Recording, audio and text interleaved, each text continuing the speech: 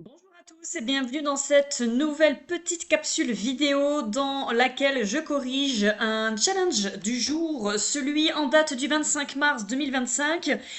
Vous l'avez sous les yeux. Alors je publie tous les challenges du jour, les énigmes grammaticales, les sujets de réflexion qu'ensuite je corrige de vive voix dans ces capsules vidéo.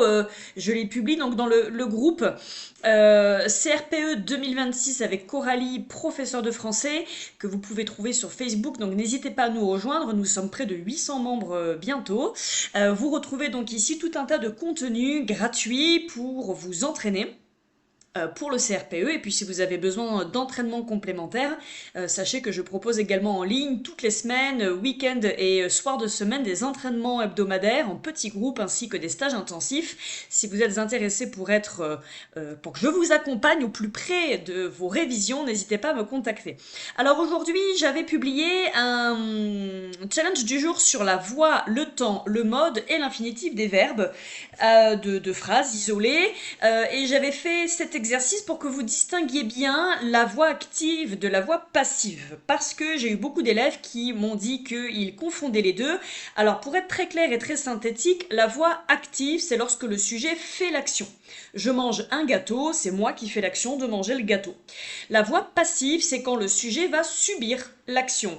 Je suis mangé par le grand méchant loup. Là, en l'occurrence, ce n'est pas moi qui fais l'action, c'est plutôt moi qui la subis. Attention, la voix passive est souvent accompagnée d'un complément d'agent, mais pas tout le temps. Par exemple, il a été meurtri. Point. Eh bien, il a été meurtri, c'est de la voix passive et pourtant on ne sait pas par qui il a été meurtri. Donc attention, l'absence ou la présence de complément d'agent n'est pas forcément synonyme de voix active ou voix passive. Prenez toujours du recul sur les questions de grammaire. Cherchez le sens finalement de la phrase. Demandez-vous plutôt si le sujet fait l'action ou la subit. Alors, j'avais mis 13 petites phrases. Et on va déjà toutes les lire et en même temps je vais isoler celles qui sont à la voix passive parce que c'est celles qui m'intéressent le plus, vous allez voir pourquoi. Il sera reconnu, phrase numéro 1, c'est de la voix passive. 2, elle a été blessée, voix passive. 3, ils avaient été emprisonnés, voix passive. 4, nous aurions perdu, voix active. 5, elle avait été égarée, voix passive.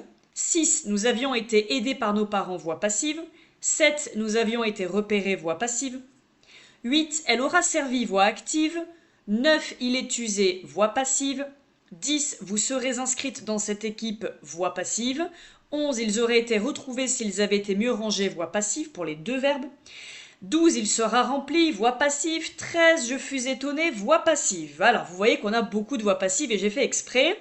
On va tout de suite donner le temps, le mode et l'infinitif des deux phrases à la voix active. Donc la 4, nous aurions perdu, nous sommes sur de la voix active. Le temps ici, c'est du conditionnel passé, c'est du mode indicatif et l'infinitif, c'est perdre. La numéro 8, elle aura servi, c'est du futur antérieur, l'infinitif, c'est servir et c'est du futur antérieur du mode indicatif. Pour les autres, alors la voix passive, c'est pour ça que je vous avais mis de nombreux exemples à la voix passive. Pour trouver l'infinitif, vous regardez le verbe dans sa globalité. La une, il sera reconnu, c'est le verbe reconnaître à la voix passive. En revanche, pour donner le temps et le mode, vous devez regarder uniquement l'auxiliaire être. La voix passive se construit en effet toujours avec l'auxiliaire être. Sera est ici au futur, c'est donc le verbe reconnaître à la voix passive conjugué au futur simple de l'indicatif. Si vous doutez encore dans la distinction de voix passive, voix active, dites-vous que la voix passive peut être transformée à la voix active. Ou alors la voix passive, on peut rajouter un complément d'agent. Il sera reconnu par les plus grands auteurs de son époque. Je la transforme à la voix active. Les plus grands auteurs de son époque le reconnaîtront. C'est comme ça qu'on reconnaît une voix passive également, vous pouvez faire le test. Elle a été blessée, c'est l'infinitif blessé, conjugué au passé composé, je regarde l'auxiliaire être, a été, c'est du mode indicatif, à la voix passive. Ils avaient été emprisonnés, l'infinitif c'est emprisonné, conjugué au plus que parfait de l'indicatif, avait été. La 5, elle avait été égarée, même réponse. La 6, même réponse. La 7, même réponse. J'avoue, j'ai pas été très original dans le choix des phrases. On a voilà, du plus que parfait partout. La 9, il est usé. On est sur l'infinitif usé et c'est du présent de l'indicatif. Le verbe être est au présent. Ah, attention, le verbe user est à la voix passive, je le répète. La 10, on regarde l'auxiliaire une nouvelle fois, c'est du futur simple de l'indicatif. C'est donc le verbe inscrire conjugué à la voix passive. La 11, ils auraient été retrouvés, on est sur du futur antérieur de l'indicatif et c'est l'infinitif retrouvé. Un peu plus loin, on a s'ils avaient été mieux rangés, c'est l'infinitif rangé, conjugué au plus que parfait de l'indicatif, tout ça à la voix passive, on l'a bien compris. Il sera rempli, on regarde l'auxiliaire, c'est du futur simple de l'indicatif et c'est l'infinitif remplir à la voix passive.